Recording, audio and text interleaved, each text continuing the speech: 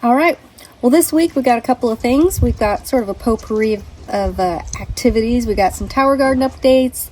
We have a kitchen remodel design. We've got Honda 50s. We've got a little bit of Little Red. I think we've got some trimming of the dog's toes. We've got some working on the little bug, and we're going to work on the puppy as well. So come along and see what we've got in store for you. So I've been doing some playing around with the garden. My EC levels and my pH levels have been off a little bit. I couldn't figure it out. So I used AI, I used Grok to help me figure out why my leaves are droopy. And it told me that, well, I actually found out something really interesting, and I plotted it out on a graph, and I'll show you that graph. But herbs require a much lower and narrower range of EC, so they start vegetating at a lower EC, electrical conductivity, and they don't require a very high EC once they get to that flowering stage. Fruits, though, like cucumbers, tomatoes, zucchini, any other thing that would fruit, would require more energy. So it requires a much higher EC once it starts getting past the flowering stage in order to put more energy into the fruit. And if I go with a higher EC, then it will kill off my herbs because the EC, the nutrients will be too high, and they'll actually end up burning my herbs. So all plants cannot coexist in one single tower, which is extremely disappointing, but it has been a learning experience. Then the other thing that I found was the other day my sage was not looking the best, so I pulled it out and I put it in water with a couple drops, like a dash of hydrogen peroxide, food grade hydrogen peroxide, and it cleaned up my roots quite a bit. I put them back in the tower, and it still didn't seem to be thriving real well, so I took them out and did it again, and you can see that the hydrogen peroxide makes it bubble. That's eating the bacteria and the fungus that's on there. And then my oregano, I was going to move it from the bottom to the top after doing some research, and when I pulled it out, the roots looked really bad. They looked brown. They're supposed to be white. So these roots here, and I cut them off because you don't need that big chunk of bad roots, but these roots look really, really brown, and they should be white. So I did the same thing. I just put them in a jar with some water and a dash of food grade hydrogen peroxide, and that active bubbling in there is a really good sign that there might be some hope to save this plant.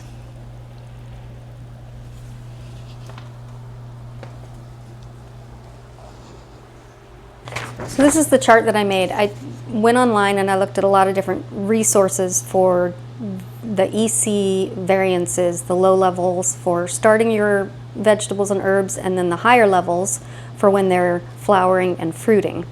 And then I put it all in a spreadsheet, and then I created a chart based on that so that I could look and see if any overlap existed and what plants I could grow at the same time and what plants just aren't going to work.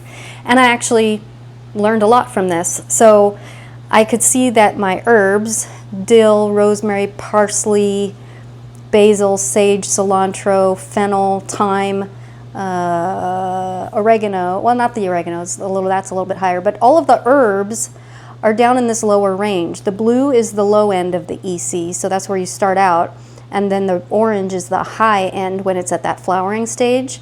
So all those herbs are in the lower range.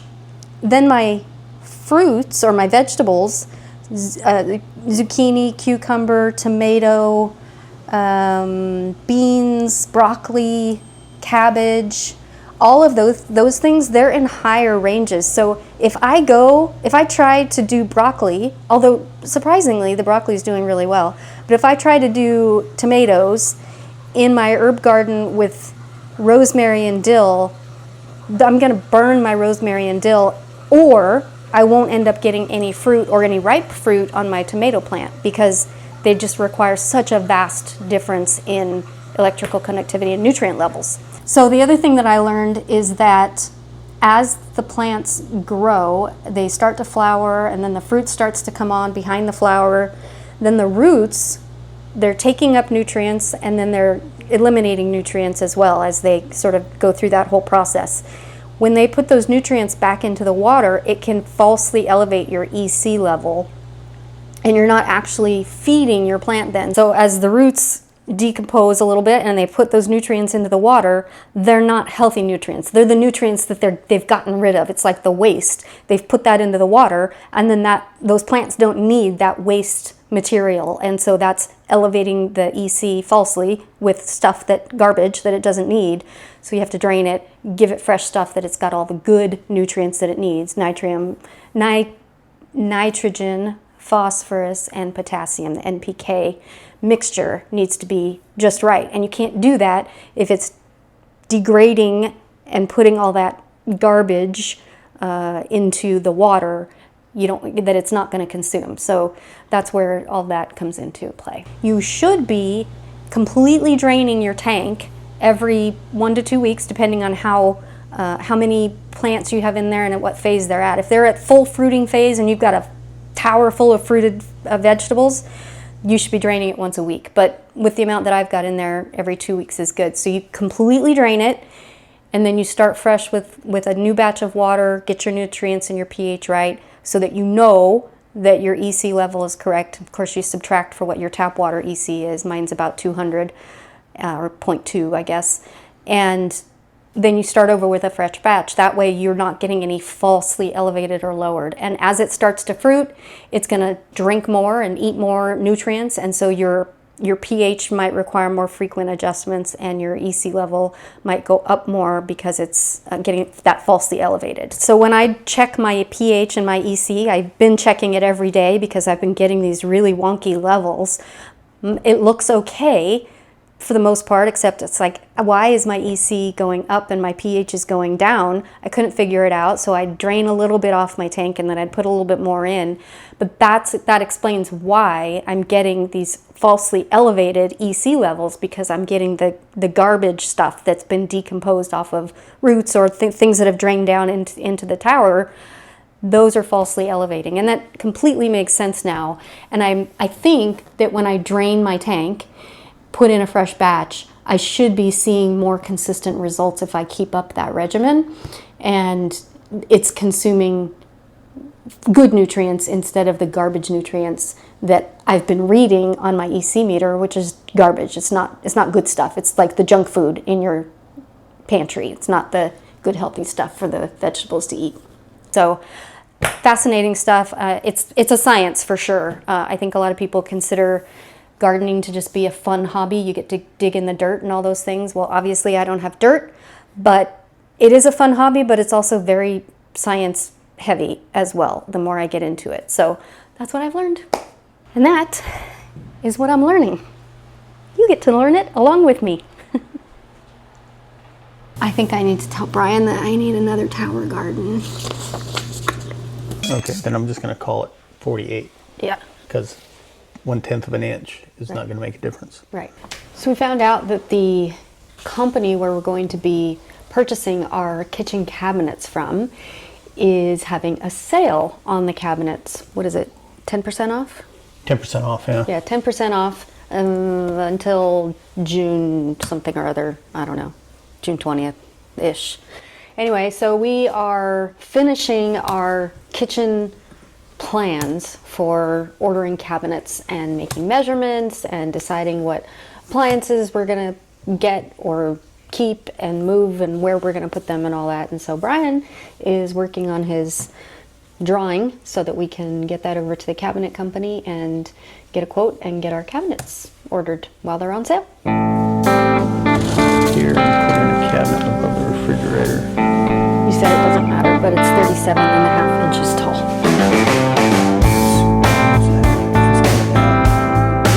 I don't know how deep are those cabinets. It comes out about that far. You said the range is what? It's taller. This is a program called Fusion 360, and it is it's a free program I found online, and I started trying to use it because of the 3D printer, which is exactly why we got the 3D printer, to kind of force me to expand and learn new things, because this will translate into plasma cutters, CNC plasma cutters, Arduinos, laser printers, you know, all those other things that might come in handy someday. It sort of works for designing kitchens also. The company that we've chosen to go with for kitchen cabinets has a program online, and they're like, well, just send us a drawing, like with a pencil and eraser, you know, with your dimensions. And so trying to get that to translate from this sort of 3D image that we've created here. If I back out of this, you can see as I turn the other things on that we have the whole kitchen laid out. So now we've done the dimensions on the north wall. We can switch over and say east wall. We'll switch over to here. We'll do the east wall there and print them out as it goes. Everybody should have a copy of the Constitution on their desk. You just never know. Seemed like a flaw in the software. It's probably user error, but I haven't used this enough to know, so. Yeah, do they need to know that's a wall behind there and not a space? I don't think so. There's a cabinet there now. There That's is a where we keep cabinet there, right. But that cabinet is smaller than 9 inches. Yeah, because there's some wall next to it also. Right. Let's see, you've got a SKU SWW3618. And that's a 36 inch wide by 18 high.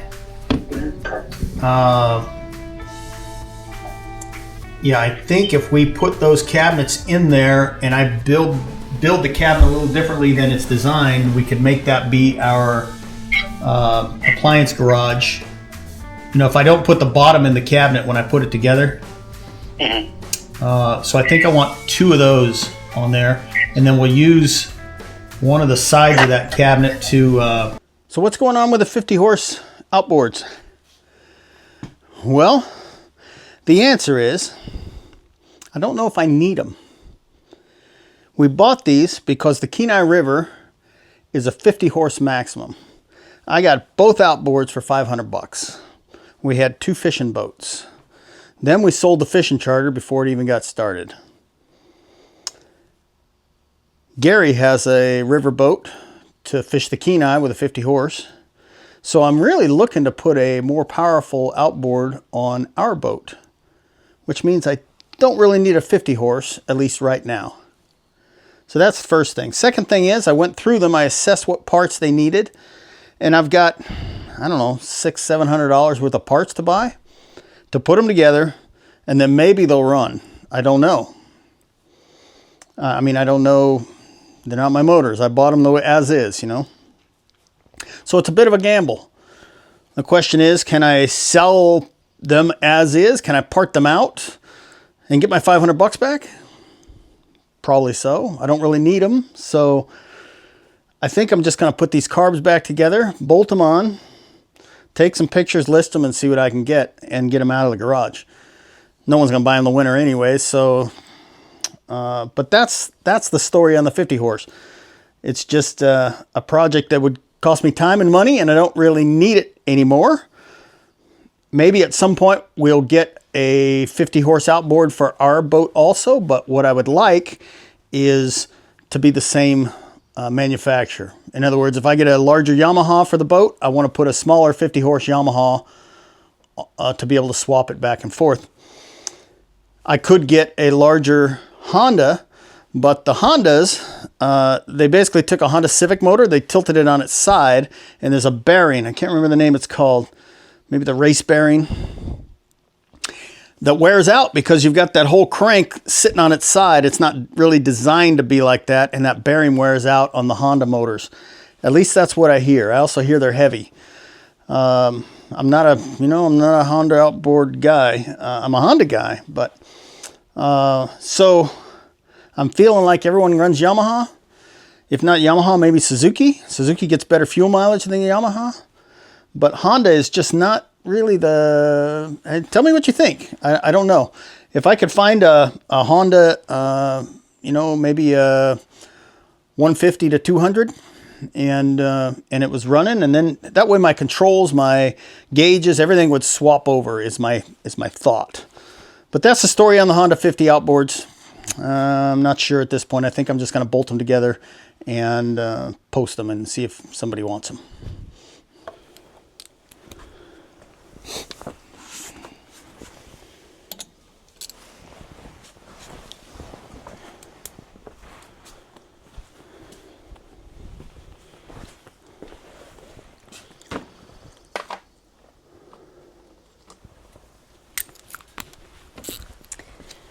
I've decided I'm a lucky girl.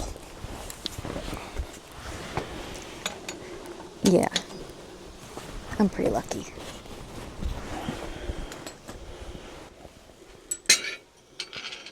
What you doing there, Brian? Trying to make a lawnmower out of a snowblower. I think they've seen a lot of this before. So you have to label it. You gonna leave the chains on? I'm thinking about it right now, just because sometimes I get back in there cutting wood and pulling brush and stuff, and the traction is nice. Although yesterday all the traction did was tear up the lawn. I was trying to pull that bucket of lumber up the hill. Was that before or after you got gas in your eyes? That would have been after the gas in the eye incident, which I can read this morning. Last night it was a little blurry, but I hope it did. You think it would penetrate and ruin my good lens? If you didn't wash it out in time, yeah. Oh, you don't want to do that. Those things are expensive. Yeah, they are.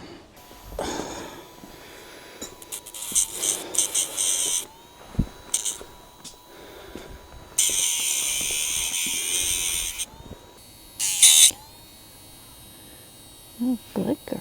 Good girl. It's all right.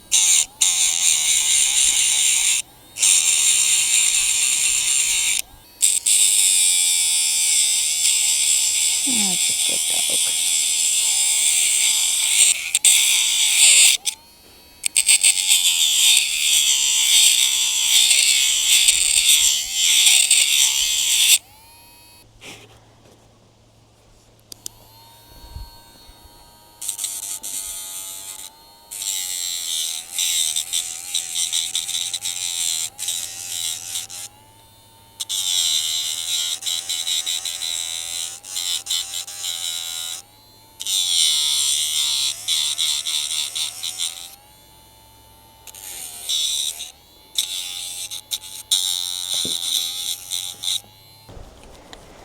Yeah, but I gotta recharge.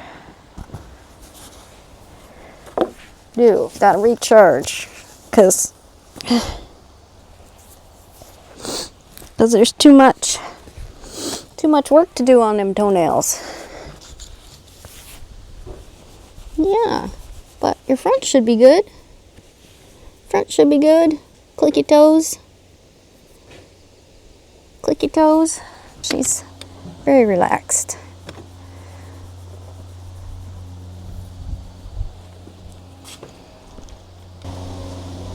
Do you care that we did your toenails? Not really? Not really? We got them mostly done. Yeah, we gotta recharge our toenail clipper, our toenail grinder. It's still kind of long, but they're a lot better than they were. Yeah. All right, click your toes.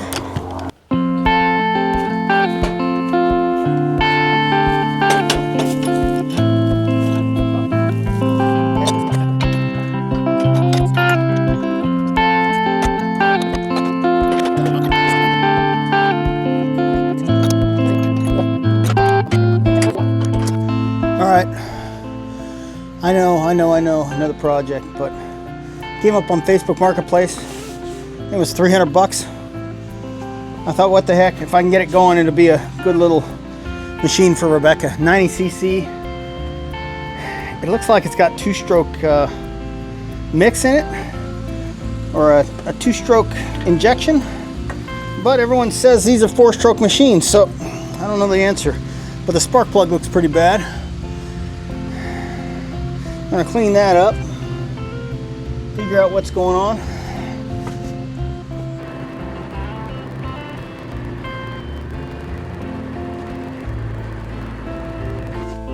I don't think it'll blow it up. It might. I don't think so. I think 12 volts, 12 volts. I think that's the start button. Doesn't seem to be doing anything. Turn the key on. Okay, the horn works. Here's some wires and whatnot tucked up in there, so I gotta figure out what those are doing. Looks like a CDI unit that's got some connections not connected. I don't know, I'll figure it out. So I put some fuel in it, and then I went to fuel up Rebecca's little red. She's mowing the lawn, and then when I came back, all the fuel I put in is underneath it now. So, I'm not sure how that happens. Started looking for, hey, where's the gas coming from? Looks like it came through the carburetor. So that means the carburetor's got fuel in it. I'm just going to add a little spark. But I wanted to move it off of the puddle of gas before I added a spark, because I'm dumb, not stupid. Choke open. Throttle, throttle, throttle, throttle, throttle.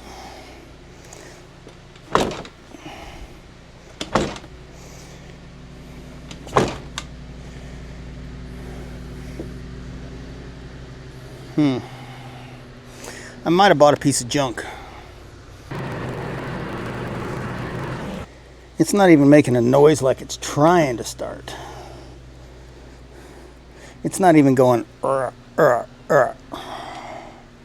Let's see if we can get this puppy started. I think it needs a battery, but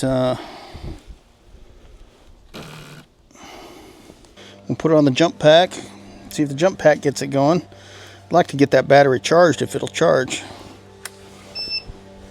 Maybe in the city you get, neighbors with loud Harleys or something like that. And here you get Tundra tires, booming stereos, that kind of thing.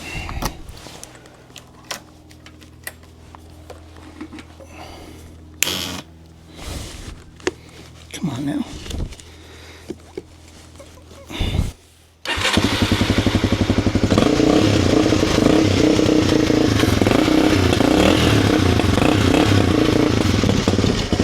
I'm going to pull the battery out and see what's going on with the battery. Why I can't just, it's just dead. Maybe it just needs to be rejuiced or just replaced.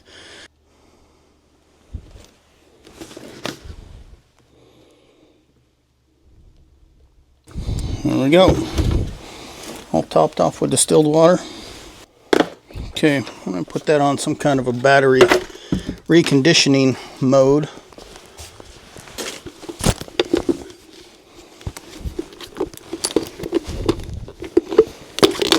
There we go, recondition.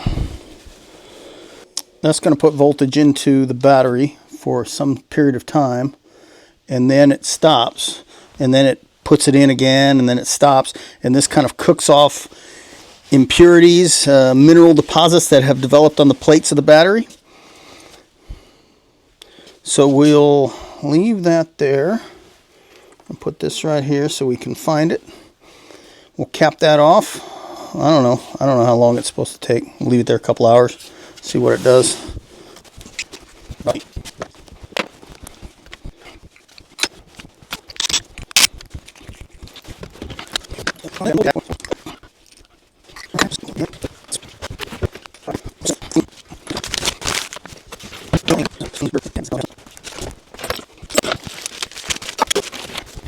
So we got some parts that came in for the Bug, and I've had the battery on the charger for the puppy. So I'm going to put the battery in here and see if it works.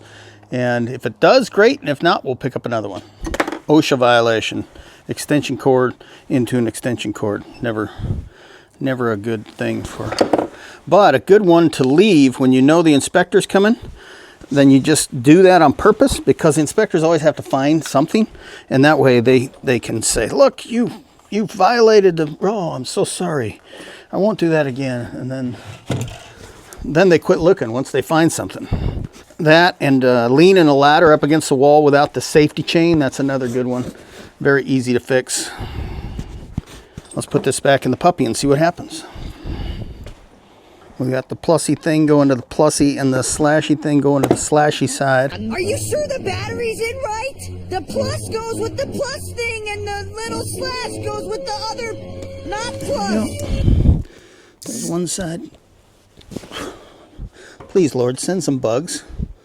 Just send some bugs to pester me. Voila! Here I am. All right, let's see if that battery works.